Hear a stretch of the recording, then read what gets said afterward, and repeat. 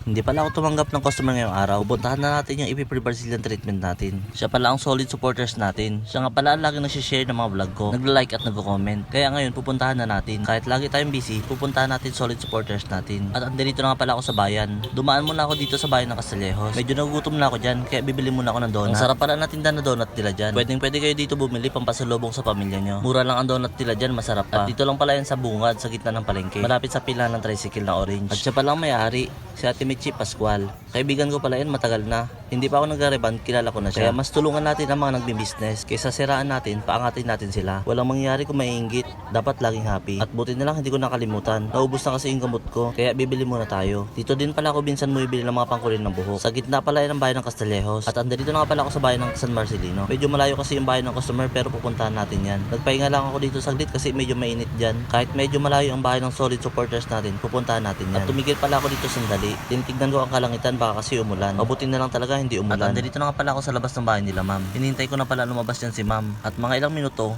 lumabas na nga pala si ma'am. At ayan, sinalubong na pala ako ni ma'am dyan.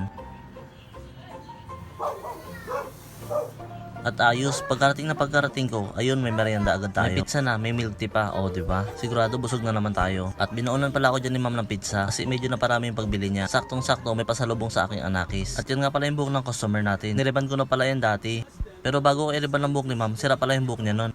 May kulay yung buhok niya tapos pinariban niya, ayun nasunog. Kaya inalagaan natin, kaya ngayon ang ganda na ng buhok ni ma'am. Kung titignan nyo, straight pa din ang buhok ni ma'am, medyo wavy lang. Kaya ang pwede lang sa buhok ni ma'am, Brazilian treatment. Kaya niyang unatin ng up to 80% straight your hair, pampalambot, pampa-smooth, pampa-shining. O ayan, maganda ng buhok ni ma'am. Wala pong binayaran si ma'am dyan. Yes po, walang binayaran. Ang ginawa lang pala ni ma'am, lagi lang siyang sumusupport sa mga video. Nag-like, nag-share at nag-comment. Kaya kayo, anong hinihintay nyo? Like, share, and follow na. Malay nyo, kayo nang susunod na pupuntahan ko.